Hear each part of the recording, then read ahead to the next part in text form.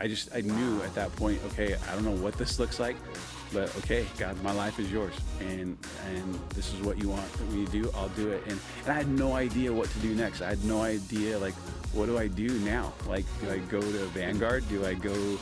I did not know what to do. And all right, guys, welcome back to the Firebrand show. My name is Billy. And I'm Ashley. And we are so excited to have you join us. If you never met us, welcome. Welcome. Very, very nice to have you with us as we talk about all things faith-based. Yeah, it's going to be awesome. Yeah. Well, let's get into the show.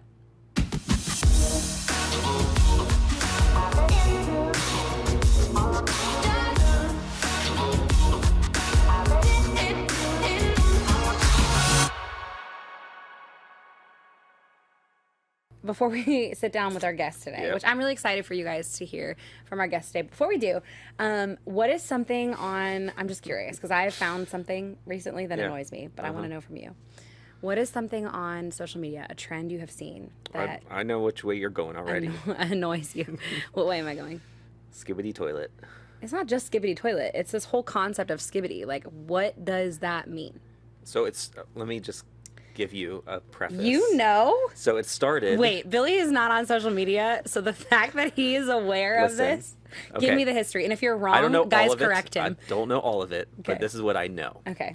Okay. So it started with a YouTuber who created these a series of things, and it started with a song. So you meshed two songs together. Okay. And you've seen the song. Okay. It was on our TV while we had friends over the other day. Okay. It goes. How? And there's a weird creepy face in the toilet. Oh my gosh, this is that? So that's skibbity toilet, and the phrase skibbity. Yes. Is what? Well, skibbity toilet. Yeah. It means bad, or like bad. So something. it's associated with Ohio as well. Stop it. And you know the trend about Ohio. I'm from Ohio. If you all didn't know that, yeah. I think we've said it a few times. So skibbity toilet. Why? I don't know why. Ohio is not bad. Ohio is beautiful. We just spent 2 weeks there this past summer. I don't know where it came, where Gen Z came up and said, let's just take this term and use it and call it bad. But that's kind of where it skibbity came toilet from. is bad toilet. Well, it just means bad. Oh, but it's not related to the object it's talking about? No. So I can't be like skibbity iPad. No. You could say that iPad's skibbity toilet. But hold on. I'm not understanding. I'm going to go to TikTok. I love you. Okay. And I'm While she's grateful going to for TikTok, you.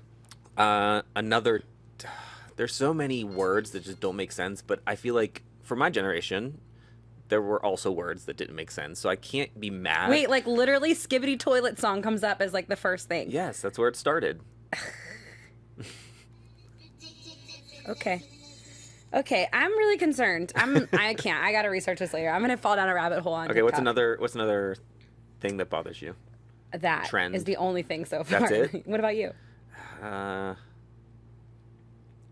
Yeah, I don't know. I'm not really on social media that much. You're not, but you know what skibbity is. To be bothered by it. Oh my gosh, that's so annoying. We're youth pastors. I have to know what certain things are. I don't, and I'm crushing the game. I mean, we can't be like Pastor Joe and think Riz means charisma. Oh yeah, and if Jesus had Riz. If you ever see that episode, go back and watch it. It's in season 1 with Joe and Danielle Pena. It was so funny. Yeah. Yeah, that was a good one. But, anyway, all right. Well, let's culture ourselves. We have our guest that we're going to join. That's going to join us. So let's go.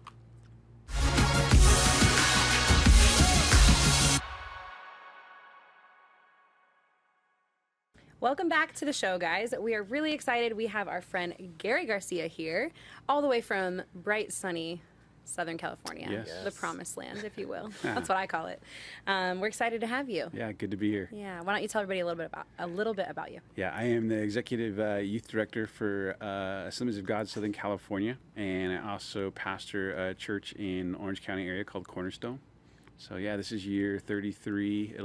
33 in youth ministry. Love it. It's amazing. Yeah.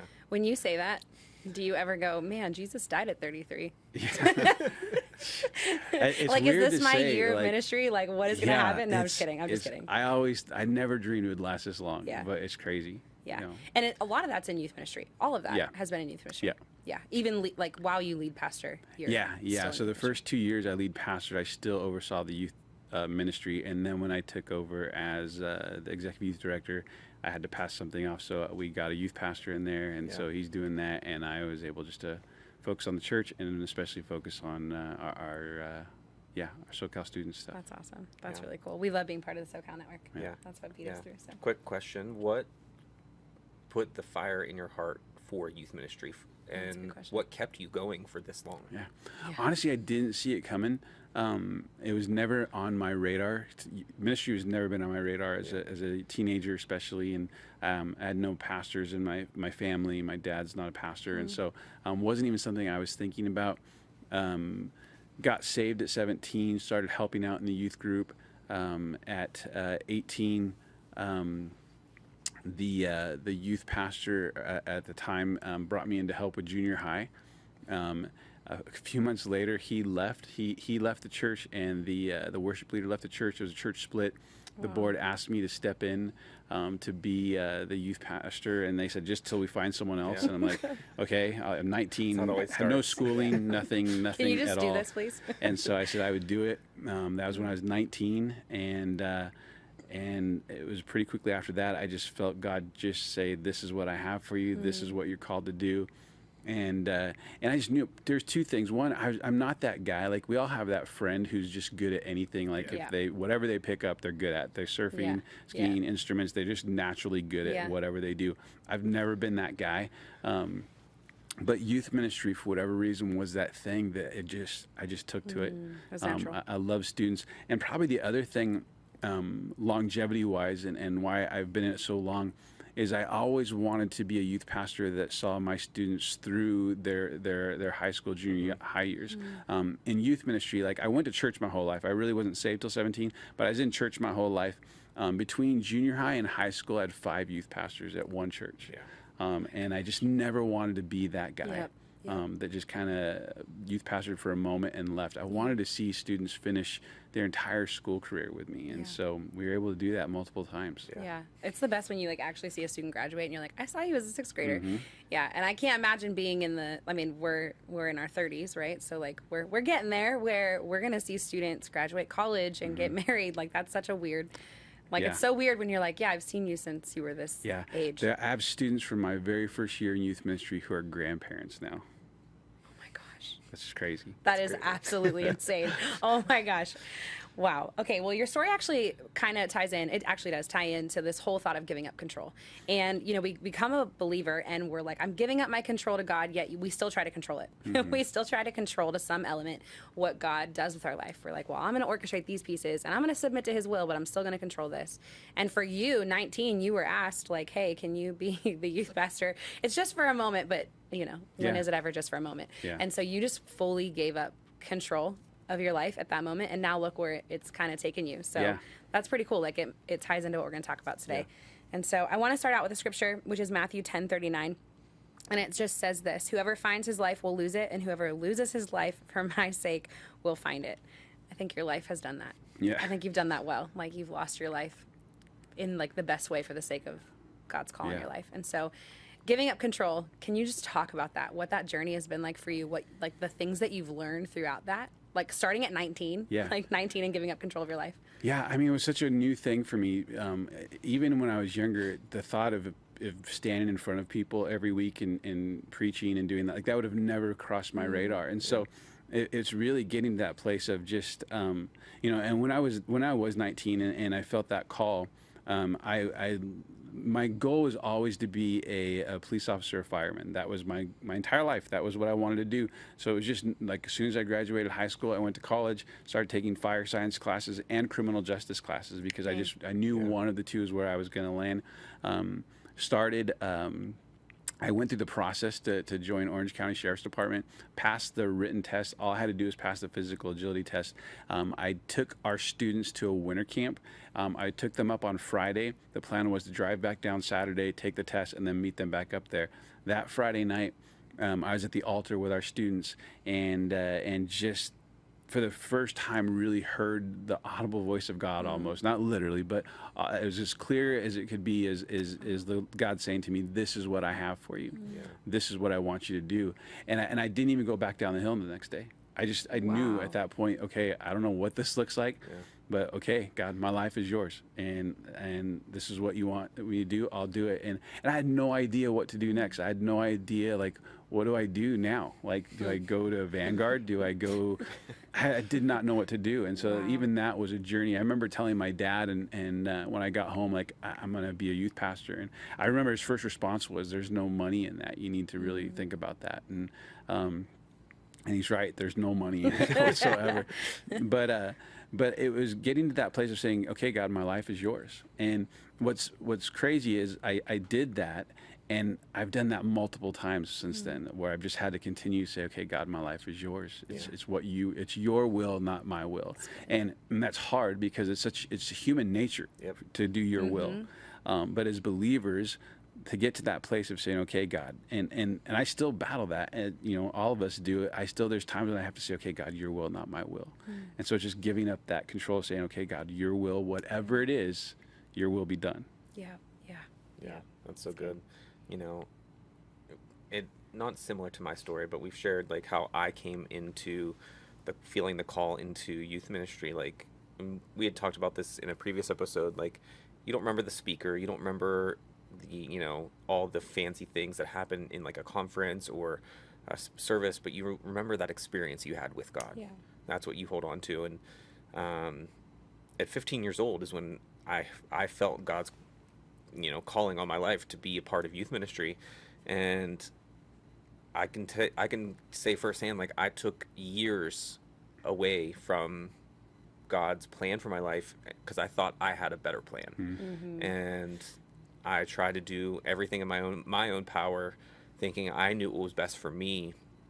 And more often than I can remember, it led me down paths that I know that I should not have been down. And then to the point where God protected me, like, multiple times from my self-destruction, you know? And so as you get older, you start to see it, but to be able to kind of grasp that idea of you're not the main character, and you have to allow God to work through you to be able to see his goodwill and good works happen. Whenever you can do that, and I didn't do that when I was young. I had the call when I was 15, but I walked away from it, and then eventually came back to when I was 21, 22.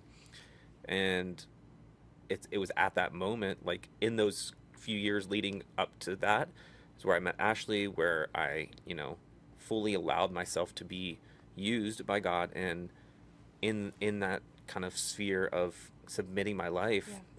That's when all these different doors open up. That's when, he started to, release things into my life. And it's a hard pill to swallow.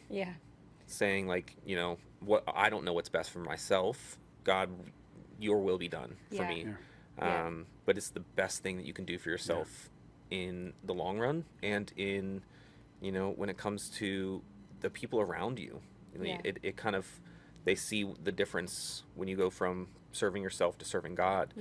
And it's not something the world can offer. And I like this thought keeps coming in my mind that, like, when you give God control, you're actually giving yourself the gift of self-control. And as human beings, like, again, we want to have control, but we control it in the ways that, like, I'll control this, Lord, so you just control that piece. But when you give total control to God, you are giving yourself the gift of self-control, meaning you now know how to you're guided by the right thing, and you have the right boundaries to get you to where God wants you to go. You're able to work with his spirit, and you're still a little bit in control. He gives you free will, but you're doing it with partnership with him, not separated from him. And I think that's the biggest difference. Like, you can still have a little bit of control over your life. You could still choose a little bit with the Lord. Absolutely. There's not this, like, oh, now I'm like a slave. It's not that kind of mentality, because that's not who God is. But there's so much to learn from the people that are in front of you in life.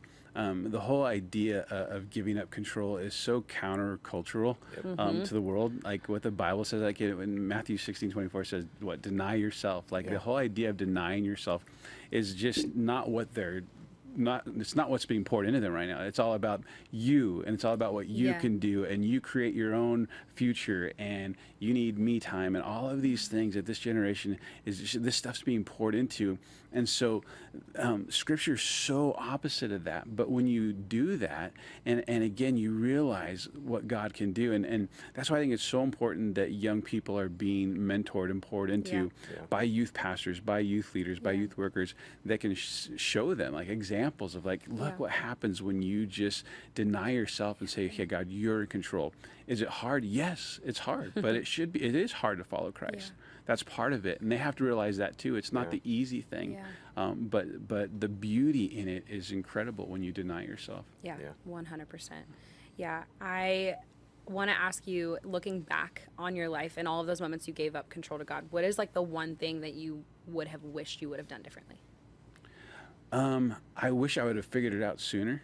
I think, again, I was 17. That was great, but I spent the majority of my high school years not serving the Lord, and I knew the truth. I'd grown up in church, prayed the prayer when I was a little kid, went to youth group, went to kids programs. I grew up in church. Like church has always been part of my life, but I did not fully understand what it was to be a follower of Christ until that moment when I was 17 years old, and that was in April of my senior year.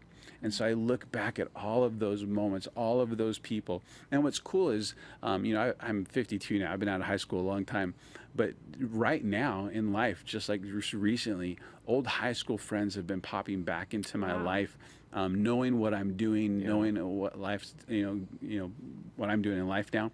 And I've had this opportunity, like this second chance to do some of those things. But I would love to go back and do that differently. And I mean, there's so many different moments in our life we probably would feel that away.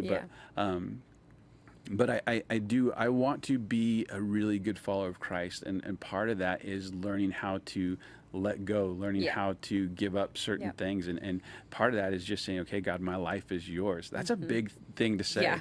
My life is yours. Not parts of it. Yes. All of it. Yes. And that's hard for anybody to do, no matter what age you are. We know people that have gotten saved in their 30s, 40s, and I think at times that's even harder, because you're already established to be able to say, my life is yours, you have to unlearn a lot of things when you're later in life. And to be young and to be able to say, God, my life is yours, and run after that, like fully. Like I look back and I'm like, man, if I would have just got it, because I'm the same. I was raised in the church, right? But knowing Jesus and following Jesus are very different things. So I wish I would have learned to follow Jesus and be his disciple and not just like a churchgoer. I want to ask you one last question, and it's to parents that are listening, because we do have some parents that watch with their families or have written in and asked from time to time maybe this question. And the question is, as a parent, how do you give up control to God and trust him with your kids? It's not easy. It's probably the hardest thing to do, and I've had to do it multiple times. One, when our daughter was younger, she's 24 now, but when she was 3, she had epilepsy, and she wasn't, she might have been born with it, but it didn't establish itself till she was 3, and she started having seizures and stuff. And there was a moment where she had to have brain surgery, and it was this huge ordeal in our family, and just what could happen. And they kept telling us, she could lose all of her memory, she could lose the ability to speak. All of these things, and so that was one of these moments where I really had to. I was mad at God, and I was like, "Why are you doing this?" And through that anger, through that kind of back and forth with God, He revealed this to me, and again, I almost audibly just said, "Gary, she's mine, not yours." She's mine, not yours. And I've had to repeat that to myself. Now my kids are my youngest is 19, my oldest is 30. All through those years, there's been so many times where I've had to continue to repeat that. She's mine, not yours. And it's hard because you're going to have moments, and I've had moments where my kids, I have 3 kids, and they're all in 3 different journeys in their walk with God. And and so especially as a pastor, to have a child who's maybe not serving the Lord, that's really hard. And can I tell you, that's where it really gets hard to say, okay, Lord, your will be done. she's mine, not yours. He's mine, not yours. And trust the Lord with whatever happens, knowing that you can't control that. You can't make that happen. As much as you want to do that, as parents, there's times when we literally have to say, Lord, they're yours. Your will be done. Doesn't mean we don't pray for them. It doesn't mean we don't love them. Doesn't mean we don't. But there are so many times as parents throughout childhood all the way into their adult years where you're going to have to really understand what it is to say, okay, Lord, your will be done. You have them. Yeah. And understanding that as a parent, like we have 3 kids, and you trust God every day when they go to school nowadays, when they're in the parking lot, like you have to trust God at every moment. And I think back to like, man, did I have that same release of control as a teenager? No, I didn't. If I would have, man, what my life would have looked like. It's the lesson learned back. And so to parents that are watching, like, learn that now so that your kids can see that modeled too. Like model that for your kids, that full surrender. 100%. If I could tell parents anything that I wish I would have done better, and maybe sometime we can do one just on parenting, because I could spend hours of this, is learn to disciple your kids. We pass a lot of things off in life when it comes to our kids. We'll let someone else teach them schooling. We'll let a youth pastor think they're discipling them. We can't let go of those things. We have to disciple our kids. We have to learn to do that, and then trust the Lord with them. Everyone kind of relies on that verse. If you raise up a child in the way they should go, they will never leave. That's great, but that's a proverb, not a promise. And so I would encourage parents, don't just hold on to the fact that, hey, if I take them to church every Sunday, they'll turn out okay. That's important, and we do that. But disciple them. Live your life for Christ out in front of them. Let them see you pray. Let them see you, disciple and be discipled. I think that's so good. It's important. Yeah, we definitely need a full parenting episode with Gary Garcia. That's so good. Yeah. And just to kind of quickly add, it reminds me, like, just the faith to trust God. It reminds me of the story of Abraham and Isaac. Having the faith and willing to physically give your child to God, knowing that what he has in store is better. And so, that's not a recommendation to take your child up into a mountain. But, getting to that place where you trust God to the point where your possessions on earth no longer matter. And it's about making sure that if he says something to you, you obey it. And so, that's a hard thing to get to, but, once you can grasp that as a parent, and once you can grasp that even as a teenager, it's not about me, it's about God. He'll be able to do so much through you. That's good. Well, thank you for the conversation. Of course. Thanks for having me. If people want to connect with you, what's the best way to do that? Social media. Social media. I'm pretty easy to find on social media, whether it's my personal account or even SoCal Youth Pastors. I would love to connect. That's great. Well, thank you, Gary.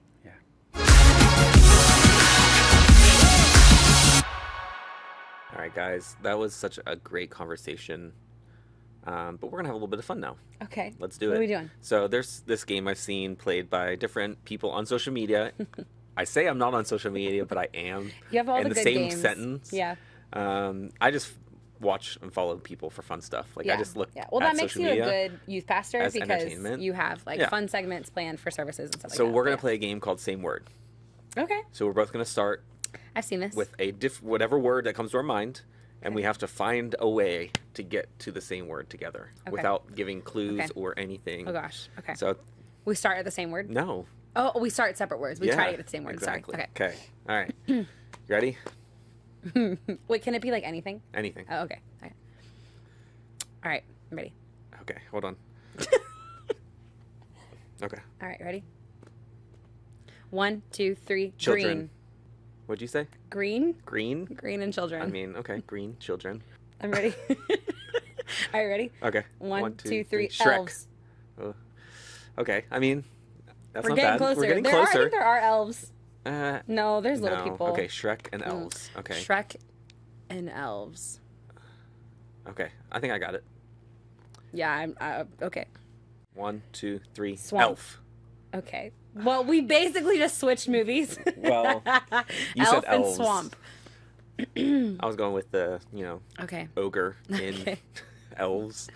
An ogre isn't an elf. No, I'm saying, well, Will Ferrell. Okay. Sorry. Okay. So I have swamp. You have swamp, and I said elf. You got one? Where are we going with this? I don't know where you're going with this. Okay. Okay. You said swamp. I said elf. Okay. Okay. I feel good. I'm going like pretty generic just to get us back on track because we're a little off track right now. All right, here we go. Ready? 1, 2, 3. Washington, Christmas. D.C. Okay. Christmas in DC. Here we go. Okay. All right, ready? 1, 2, 3. Red. Rockefeller. That's New York, but close enough. Rockefeller's in New York.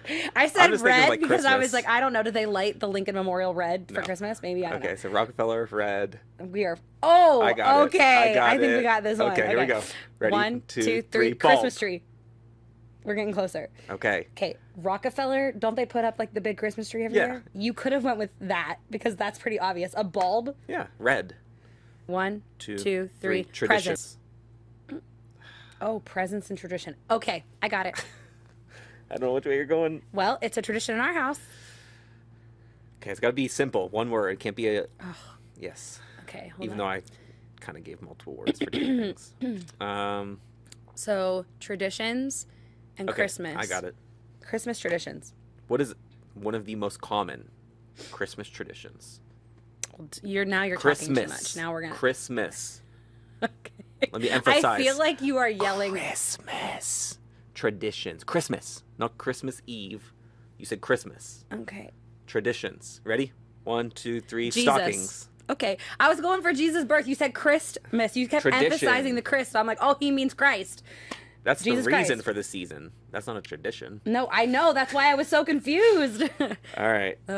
We know how good I am at these games. Okay. Where are we again? You said, I said stocking. I You said Jesus. Jesus. We're getting farther away now. All right. We need to bring Jesus. it back in. Stocking. All right, here we go. Jesus and stocking. Ooh, I got this. You ready? No, but I'm just going to go All for right. it. 1, 2, 3. Sandals. Wise men. Okay. Because I thought stocking Presents. Jesus. Wise men. tradition. Come Okay, on. so we're at sandals and wise men. Okay, but wise men were sandals. We're getting closer. Yes and no. All right, I got this. I know where I'm going now. Wise men, sandals. I feel like I don't really know how to play this game. I'm just saying words, so just go ahead. We're trying to say the same word. I'm getting there. Okay. Okay. All right. Hold on. Sandals and wise men. Okay. All right, let's go. Any word. 1, Ready? 2, 3. Walk. Travel. We're close. Okay. Walk. Travel. Okay. How do we get to the same word from there?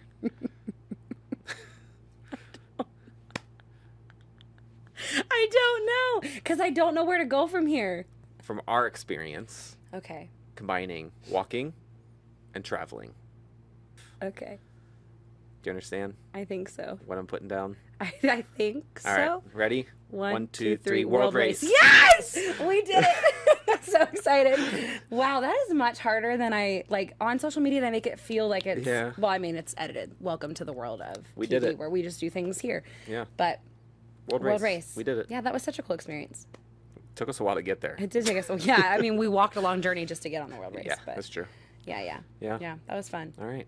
Thanks for hanging out with us today, guys. We hope that you enjoyed this episode. And as we say all the time, if you are looking for a place to connect and ask questions about what you're hearing in our episodes every single week, you can reach out to us on Instagram at The Firebrand Show, or find us on TikTok and come hang out over there. YouTube, we're all over. We're all at over. The Firebrand Show. We make it nice and simple for you. Nice and simple. Can't miss it. So we will see you guys in next week's episode.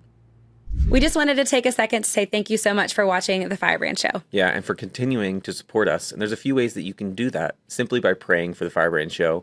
You can follow along and watch The Firebrand Show, and then you can also give towards The Firebrand Show. That's right. And if you want to learn how you can partner with us and invest in the next generation, just go to ctnonline.com/Firebrand. Yeah, you can also follow us on all social media platforms at The Firebrand Show, and just search The Firebrand Show on YouTube.